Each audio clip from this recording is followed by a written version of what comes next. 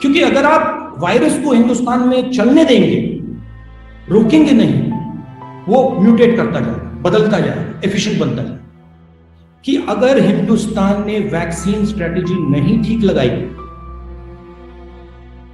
एक बार नहीं अनेक बार लोग मरेंगे। एक वेव नहीं आएगी, 2 वेव नहीं आएगी, 3 वेव नहीं आएगी, 4 वेव नहीं आएगी, आती जाएंगी।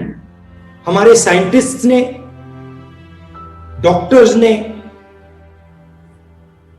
सेकंड वेव की बात की थी, और उस समय जो एक्शन सरकार को लेने थे, जो उनका बिहेवियर होना चाहिए था, वो नहीं रहा। पूरा देश जानता है कि थर्ड वेव आने जा रही है। वायरस म्यूटेट कर रहा है और थर्ड वेव आएगी। और इसीलिए हम एक बार फिर कह रहे हैं कि सरकार को थर्ड वेव के लिए पूरी तैयारी करनी चाहिए। जो रिक्वायरमेंट्स हैं, हॉस्पिटल बेड्स की रिक्वायरमेंट्स हैं, इंफ्रास्ट्रक्चर की रिक्वायरमेंट्स है, ऑक्सीजन की रिक्वायरमेंट है, दवाइयों की रिक्वायरमेंट है, जो सेकंड वेव में नहीं की गई थी, उनको थर्ड वेव के लिए बिल्कुल करना चाहिए। हमने 4 मेन पॉइंट्स निकाले। पहला पॉइंट जो मैंने बोला, जो तीसरी वेव आने वाली है उसकी तैयारी, oxygen, hospital beds, critical infrastructure, दवाइयां, इन चीजों का आज प्रिपरेशन, कि जब थर्ड वेव आए, हिंदुस्तान के हर शहर में अस्पताल, गांव में जो सपोर्ट की जरूरत है वो सब तैयार मिले। जिन लोगों को ऑक्सीजन की जरूरत हो उनको आसानी से ऑक्सीजन मिल जाए, और बिना कोई कारण डेथ ना हो।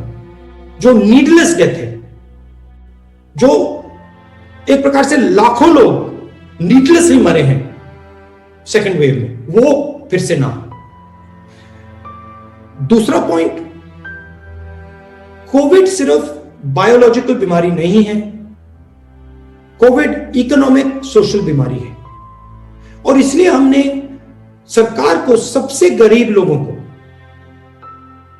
छोटे बिजनेसेस को, मिडिल साइज बिजनेसेस को आर्थिक सहायता देने की जरूरत है।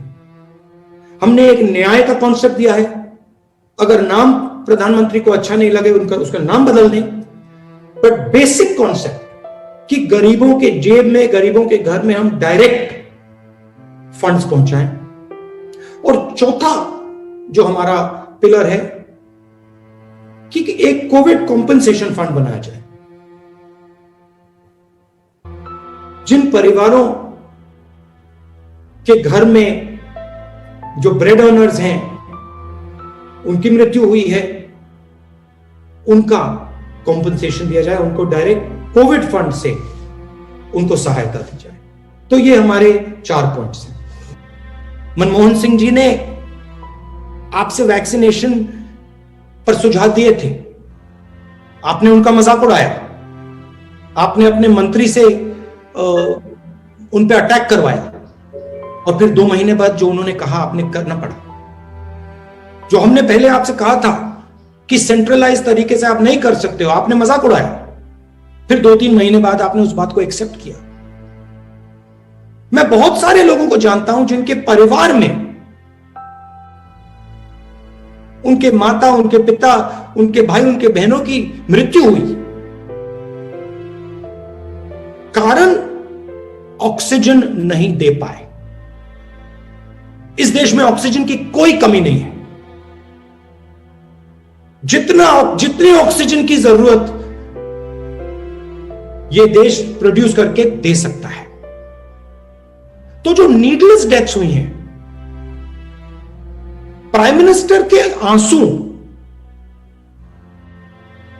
उन परिवारों के आंसू को नहीं मिटा पाएंगे। वो सब परिवार जानते हैं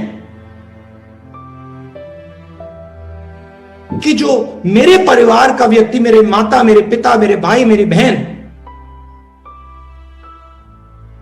जब वो मरे, वहां प्रधानमंत्री नहीं थे। प्रधानमंत्री के आंसू ने उनको नहीं बचाया, मगर ऑक्सीजन जरूर बचा सकता था। शायद हिंदुस्तान एक ही ऐसा देश है जहां पे प्राइवेट हॉस्पिटल में पेमेंट के बेसिस पे वैक्सीनेशन हो रहा है। बाकी देशों में सब जगह फ्री वैक्सीनेशन है।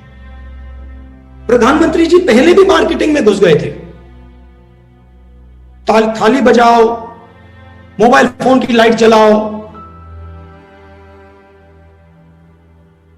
कोविड को हमने हरा दिया, बाकी दुनिया में हमने वैक्सीन भेज दी। तो ये पहले भी मार्केटिंग में घुस गए थे और उसका नतीजा देश ने देखा है कि देखो भैया, हमने ये कर दिया, हमने वो कर दिया।